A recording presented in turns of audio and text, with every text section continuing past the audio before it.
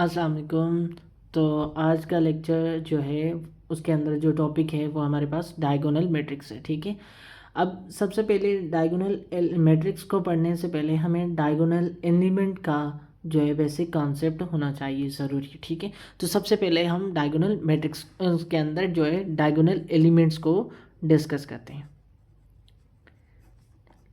अब एक चीज़ जो है वो पहले मैं जनरल मैट्रिक्स एक बना लेता हूँ।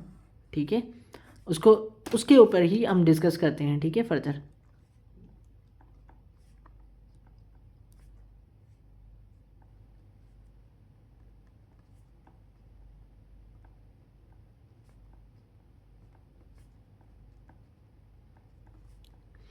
अब हमने एक मैट्रिक्स बनाया है। ठीक है, एक जो जनरल मैट्रिक्स है। ठीक है, एक एक मैट्रिक्स ए है। ठीक है, अब जो डायगोनल एलिमेंट्स हमारे पास क्या हैं उन चीज़ को सबसे पहले समझते हैं। ठीक है, अब लेट सपोज डायगोनल एलिमेंट्स हमारे पास क्या है कि वो कंडीशन ये है कि I and J both are equal.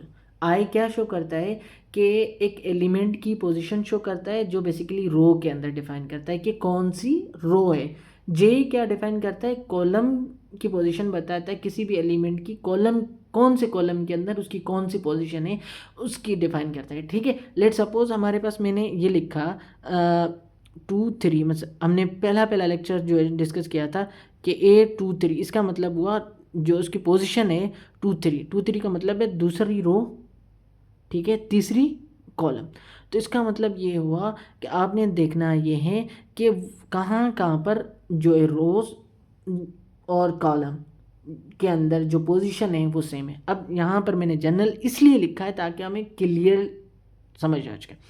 अब देखो वहाँ पे देखो जहाँ पे रो एंड कॉलम दोनों बराबर है, मतलब ये कि अगर एक मैट्रिक्स के अंदर एक एलिमेंट है वो 1 1 पोजीशन में, मतलब 1 रो है 1 कॉलम है, तो आपकी रो भी सेम कॉलम भी इक्वल है। ठीक है, इसी तरह अगर हम दूसरी देखें, यहाँ देखो पहली पॉइंट हमें समझ आए ये मैट्रिक्स एक डायगोनल एलिमेंट्स के अंदर आता है। उसकी कंडीशन ये है कि डायगोनल एलिमेंट्स की हम कैसे आइडेंटिफाई करेंगे, वहाँ हम आइडेंटिफाई कर सकेंगे I and J both are equal. ठीक है, तो अगर यहाँ पे देखें तो 1 1 मतलब फर्स्ट रो है फर्स्ट कॉलम, दोनों चीज़ बराबर है, मतलब दोनों सेम सेम है, बराबर है, सेम सेम है।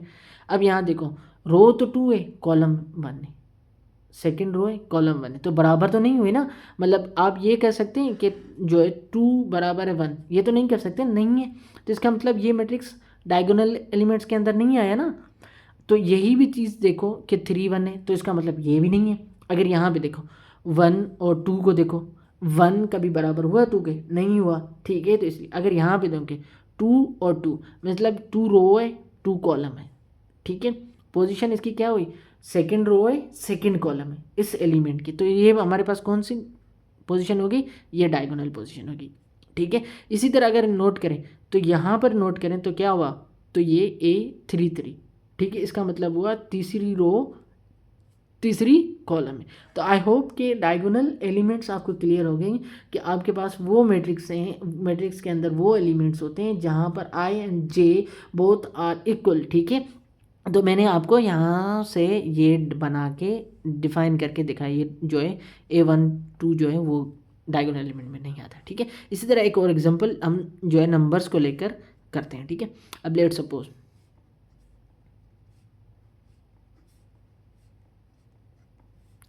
अब यहाँ पे देखो डायगोनल एलिमेंट्स आपके कौन सा हो गया, डायगोनल एलिमेंट्स को दूसरा हम ये भी कर सकते हैं डायगोनल एलिमेंट्स या प्रिंसिपल सिपल।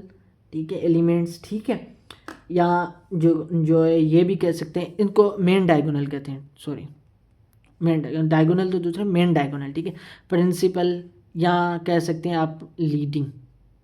ठीक है, लीडिंग एलिमेंट्स। ठीक, तो इन 3 नाम है, principal main diagonal and leading, तीनों के तीनों मैंने नाम लिख दिए, आपने वो तीनों के तीनों नाम नेम्स याद रखने हैं। अगर आपने किसी यूनिवर्सिटीज़ के अंदर आपने एडमिशन लेनी है, हाँ मैथ्स पढ़ना है, उसके अंदर मैथ्स आएगी, तो आपने जितने भी ना नेम है वो आपने याद रखने। एक एक चीज़ के 2 2 नेम है, 3 3 नेम है, तो वो सारे के सारे आपने नेम्स याद रखने ही रखने हैं। ठीक है, तो आपने आई होप कि 3 चीज़ें मैंने डिफाइन की, एक चीज़ की 3 नेम्स हैं। ठीक है, मेन डायगोनल्स एलिमेंट्स या प्रिंसिपल एलिमेंट्स या लीडिंग एनिमल्स। ठीक है, तो अब हमें इनमें से इसी मैट्रिक्स ए के अंदर हमें फाइंड करना। अब मैंने बोला कि फर्स्ट पोजीशन में जो होगा, मतलब ये है कि जहाँ पर रोज एंड कॉलम्स जो है देखने के बराबर है, मतलब first row first column, second row second column, third row third column. ठीक है, तो फर्स्ट रो फर्स्ट कॉलम में ये मैट्रिक्स आता है, सेकंड रो सेकंड कॉलम में ये मैट्रिक्स आता है, third row and third column में ये मैट्रिक्स। तो इसका मतलब ये वाली हो गई आपकी मेन डायगोनल एलिमेंट। तो ये आपके हो गए मेन डायगोनल्स। ठीक है, आई होप कि यहाँ तक क्लियर हो गई मेन डायगोनल्स का कॉन्सेप्ट आपको। आई होप कि 100% श्योरिटी कि आपको क्लियर हो चुका है, आई एन जे का कॉन्सेप्ट भी क्लियर हो चुका होगा। ठीक, तो अब हमारे पास जब डायगोनल एलिमेंट्स क्लियर हो चुके हैं, तो अब बात करते हैं डायगोनल एलिमेंट्स मैट्रिक्स के। ठीक है, अच्छा जी, अब जब डायगोनल मैट्रिक्स की जब बात करेंगे तो सबसे पहली पॉइंट जो है डायगोनल मैट्रिक्स के लिए, वो आपने ये चीज़ याद रखना है कि जो कंडीशन है डायगोनल, कोई भी आपको बोले कि ये मैट्रिक्स जो है डायगोनल है, ठीक है, तो उसके लिए ये कंडीशन याद रखना है कि उसके वो मैट्रिक्स खुद पहली बात है कि स्क्वायर मैट्रिक्स होना चाहिए। ठीक है, अब लेट सपोज कि मैं एक मैट्रिक्स बना रहा हूँ,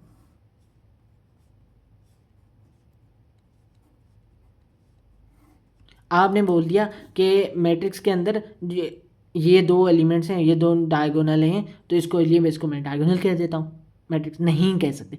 क्यों? क्योंकि ये ऑलरेडी मैंने क्या कंडीशन लिखी, पहली कंडीशन ये है कि आपने ये चेक करना है कि स्क्वायर मैट्रिक्स है या नहीं। यानी स्क्वायर मैट्रिक्स की कंडीशन ये है कि rows and columns are both equal, मतलब नंबर ऑफ रोज उतनी होनी चाहिए, नंबर ऑफ कॉलम। इसके अंदर देखें तो ऑर्डर जो है 2/3 है। ठीक है, तो 2/3 वाला हम नहीं कंसिडर करेंगे। ठीक है, तो इसलिए आपने ये जहन में रखना है, सबसे पहली कंडीशन ये है कि आपका जो मैट्रिक्स है वो स्क्वायर मैट्रिक्स होना चाहिए। क्या होना चाहिए? Square matrix. दूसरी पॉइंट ये है कि ऑल नॉन डायगोनल्स, क्या? All non diagonals elements are zero. ठीक है, सारे के सारे डायगोनल एलिमेंट्स आपके कौन से होने चाहिए? ठीक है, ठीक, वो आपके ज़ीरो होने चाहिए। ठीक है, ऑल नॉन डायगोनल्स, क्या बोला मैंने? All non. अब नहीं बोला, मैंने बोला जो ये डायगोनल एलिमेंट्स हैं इनको छोड़कर बाकी जितने भी एलिमेंट्स होने चाहिए मैट्रिक्स के अंदर, वो सारे के सारे अगर ज़ीरो हैं, ठीक है, तो हम कहेंगे डायगोनल मैट्रिक्स। ठीक है, पहली कंडीशन डायगोनल मैट्रिक्स की ये पहले बात है कि मैट्रिक्स स्क्वायर होना लाजमी है। दूसरी पॉइंट ये है कि उसके अंदर जितने नॉन डायगोनल एलिमेंट्स हैं वो ज़ीरो होने चाहिए, पहली दूसरी पॉइंट। तीसरी पॉइंट ये है कि आपका जो है एटलीस्ट वन जो है, एटलीस्ट वन डायगोनल एलिमेंट जो है वो नॉन ज़ीरो होने चाहिए। ठीक है, एटलीस्ट नॉन, ठीक है, ज़ीरो नहीं होना चाहिए। यानी कि I and J is not equal to zero where I J equal to, मतलब ये है कि आपने यहाँ देखना है आई एन जे एटलीस्ट एक जो है एलिमेंट ऐसा होना चाहिए वो ज़ीरो नहीं होना चाहिए, जहाँ पर I and J not equal to zero, और नॉट दोनों के दोनों इक्वल हैं। ठीक है, अब लेट सपोज मैंने एक एग्जांपल दिया, ठीक है, ये 2/2। ठीक है, अब मैंने यहाँ पे लिखा है 1 0 0 0 0 0 0 0 2। ठीक है, अब मैंने एक मैट्रिक्स बनाया। ठीक है, सबसे पहले कि ये डायगोनल मैट्रिक्स है या नहीं, उसके लिए पहली कंडीशन मैंने क्या बताई। अगर आप समझ चुके हैं तो वीडियो को पॉज करके फिर देखिएगा कि हाँ, अगर आपको समझ आ गया तो ये आप खुद बताइए कि ये डायगोनल मैट्रिक्स है या नहीं। अगर नहीं समझ आया तो फिर सुन लीजिएगा। सबसे पहली कंडीशन क्या थी कि आपका मैट्रिक्स स्क्वायर होना चाहिए। सबसे पहले स्क्वायर है या नहीं, यानी 3 रोज हैं, ये फर्स्ट रो, ये सेकेंड रो, ये थर्ड रो, 1 और 2 और 3, ये C1 C2 C3, यानी 3 रोज हैं, 3 कॉलम्स हैं। ठीक है, कंडीशन क्या पड़ी थी? अगर m और n दोनों बराबर होंगे, m एंड n अगर बराबर होंगे तो हम उसको बदलेंगे स्क्वायर मैट्रिक्स। तो ये स्क्वायर मैट्रिक्स है। उसके बाद दूसरी कंडीशन भी पड़ी थी, जितने भी डायगोनल एलिमेंट्स हैं उनको छोड़कर बाकी सारे के सारे क्या होने चाहिए? ज़ीरो। तो अगर हम नोट करें तो डायगोनल एलिमेंट्स हमारे क्या बन रहे हैं? ये वाले, जहाँ पर जे आई एंड जे इक्वल, मतलब इसकी पोजीशन 1 1 है, इसकी पोजीशन 2 2 है, इसकी पोजीशन कौन सी एलिमेंट की? 3 3 है, मतलब तीसरी रो तीसरी कॉलम, इसका पोजीशन है second column second row second column, first row first column. ठीक है, इनके अलावा जितने भी एलिमेंट्स हैं वो चेक करो, 0 है, 0 0 0 0, ठीक है। तो इसका मतलब यहाँ तक हम कह सकते हैं। तीसरी पॉइंट क्या पड़ी थी, एटलीस्ट 1 जो है वो नॉन जीरो होना चाहिए, ठीक है। नॉट इक्वल टू 0 का मतलब होता है नॉन जीरो, ठीक है। तो हम अगर नोट करें, ठीक है, अगर एटलीस्ट जो है एक जो है नॉन जीरोज होना चाहिए, तो यहाँ देखिए 1 नॉन जीरो मतलब 0 नहीं है, 0 है चले जाएगा, एक आ गया तो इसका मतलब आपका डायगोनल मैट्रिक्स है। तो क्या मतलब ये डायगोनल मैट्रिक्स है। अब बात करते हैं एक चीज़ और के, कि अगर आप लेट सपोज कि आप कह रहे हैं कि ये हमारे पास लेट सपोज कि अगर आपके सारे मैट्रिक्स आपके 0 0 हो गए तो है तो स्क्वायर,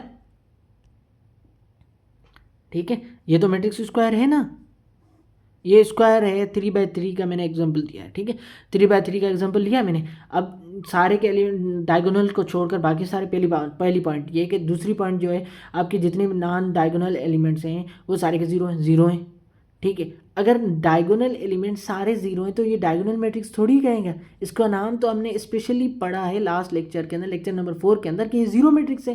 इसका नाम दिया हुआ है, स्पेशल नाम इसका रखा हुआ है, तो हम क्यों डायगोनल मैट्रिक्स कहेंगे, ठीक है।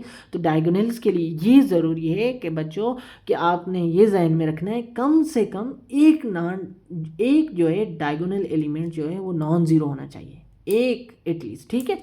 तो ये आपका डायगोनल मैट्रिक्स नहीं है, ये 0 मैट्रिक्स है, ठीक है। तो ये चीज़ समझ आ गई होगी अब होप को। अगर अब देखो यहाँ मैंने एक एग्जांपल दे दिया, ठीक है, बाकी सारे 0 है, सॉरी यहाँ पे नहीं आएगा, ठीक। अब देखो सारे के सारे, पहली बात है स्क्वायर मैट्रिक्स है, कंडीशन पहली वाली मीट कर चुकी है, ठीक है। अब बात करते हैं सेकेंड वाली इक्वेशन कि आपके जो नॉन डायगोनल्स एलिमेंट है, ये सारे नॉन डायगोनल हैं, वो सारे के सारे क्या हो गए 0 हैं, ठीक है।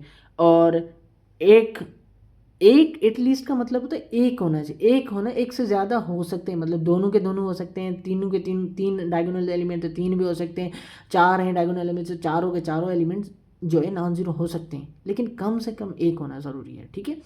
तो इसमें तीनों के तीनों नॉन जीरोज हैं, तो ये डायगोनल मैट्रिक्स बन चुके हैं। अब और बात करते हैं एक और क्वेश्चन के एग्जाम्पल एक और करते हैं, फिर क्लास को एंड करते हैं, ठीक है। अब यहाँ देखो,